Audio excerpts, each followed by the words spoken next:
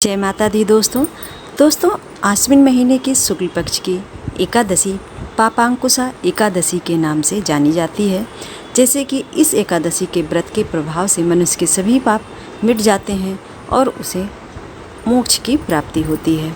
आइए जानते हैं पापांकुशा एकादशी व्रत की कथा क्या है। भगवान श्री कृष्ण जी ने कहा, हे कुंती नंदन, आश्विन माह के शुक्ल पक्ष की एकादशी का नाम पापांकुशा एकादशी है। इसका व्रत करने से सभी पाप नष्ट हो जाते हैं तथा व्रत करने वाला व्यक्ति अक्षय पुण्य का भागी होता है। आश्विन महीने के शुक्ल पक्ष की एकादशी के दिन इच्छित फल की प्राप्ति के लिए भगवान श्री हरि विष्णु का विधि विधान से पूजन करना चाहिए। इनके पूजन के द्वारा मनुष्य को स्वर्गलोक की प्राप्ति होती है। हे अर्जुन, जो मनुष्य कठिन तपस्याओं के द्वारा फल की प्राप्ति करना चाहते हैं वो इस एकादशी के व्रत के प्रभाव से उन्हें प्राप्त हो जाता है। इस दिन क्षीर सागर की शेषनाग पर निवास करने वाले भगवान श्री हरि विष्णु को नमस्कार करना चाहिए और मनुष्य को इस व्रत के प्रभाव से यम की यातना का दुख भी नहीं भोगना पड़ता है। इसलिए हे कुंती पुत्र अर्जुन, मनुष्य को पापों से बचने का दृढ़ संकल्प करना चाहिए। भगवान विष्णु का ध्यान स्मरण किसी भी रूप में सुखदायक और पापनाशक है, परंतु पापांकुशा एकादशी के दिन प्रभु का स्मरण करने से सभी क्लेशों और पापों का शमन होता है।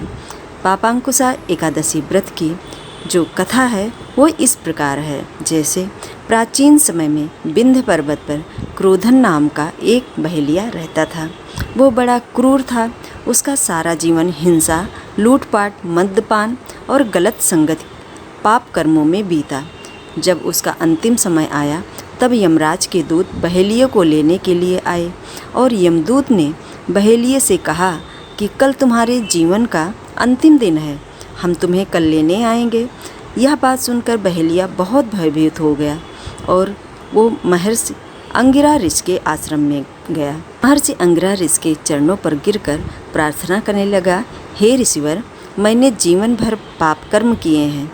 कृपा करके ऐसा कुछ उपाय बता दीजिए जिससे मेरे सारे पाप नष्ट हो जाएं और मोक्ष की मुझे प्राप्ति हो जाए। उसके निवेदन पर महर्षि अंगिरा ने उसे आश्विन शुक्ल पक्ष की पापांकुशा एकादशी का व्रत विधिपूर्वक करने को कहा।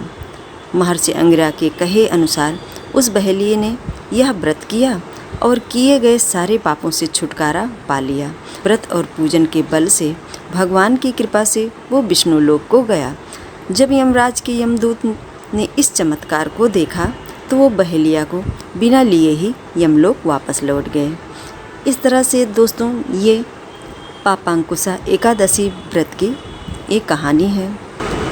इस तरह से हे अर्जुन, यह एकादशी स्वर्ग, मोक्ष, आरोग्यता, सुंदर स्त्री तथा अन्न और धन की देने वाली है। एकादशी के व्रत के बराबर गंगा, गया, काशी, कुरुक्षेत्र और पुष्कर भी पुण्यवान नहीं है। हरिवासर तथा एकादशी का व्रत करने और जागरण करने से सहज ही मनुष्यों को विष्णु पद की प्राप्ति होती है। हे अर्जुन, इस व्रत के करने वाले 10 पीढ़ी मातृपक्ष के और 10 पीढ़ी पितृपक्ष के, 10 पीढ़ी स्त्री पक्ष के और 10 पीढ़ी मित्र पक्ष का उद्धार करने वाली होती है। वे दिव्य देह धारण कर चतुर्भुज रूप हो, पीताम्बर पहने और हाथ में माला लेकर गरुड़ पर चढ़कर विष्णु लोक को जाते हैं। बाल्यावस्था, युवावस्था और वृद्धावस्था में इस व्रत को करने से पापी मनुष्य भी दुर्गति को प्राप्त न होकर सद्गति को प्राप्त होता है। आश्विन मास की शुक्ल पक्ष की इस पापांकुशा एकादशी का व्रत जो मनुष्य करते हैं वो अंत समय में हरि लोक को प्राप्त होते हैं तथा समस्त पापों से मुक्त हो जाते हैं। सोना, तिल, भूमि, गौ, अन्न, जल, छतरी तथा जूती आदि दान करने से मनुष्य यमराज को नहीं देखता है। इसलिए हे अर्जुन, जो मनुष्य किसी प्रकार के पुण्य कर्म किए बिना जीवन के दिन व्यतीत करता है वो लोहार की मिट्टी की तरह सांस लेता हुआ निर्जीव के समान ही है। निर्धन मनुष्य को भी अपनी शक्ति के अनुसार दान करना चाहिए तथा धन वालों को सरोवर, बाग, मकान और बनवा करके दान करना चाहिए। ऐसे मनुष्यों को यम का द्वार नहीं देखने पड़ता है तथा संसार में दीर्घायु होकर धनांडय, कुलीन और रोग रहित रहते हैं। दोस्तों, इस तरह से पापांकुशा एकादशी व्रत की कथा और महत्व है। आज के वीडियो में बस इतना ही। यदि हमारी जानकारी आपके लिए थोड़ी सी भी लाभदायक हो, वीडियो को लाइक, शेयर एंड सब्सक्राइब जरूर कर दीजिएगा। जय श्री कृष्णा, राधे राधे।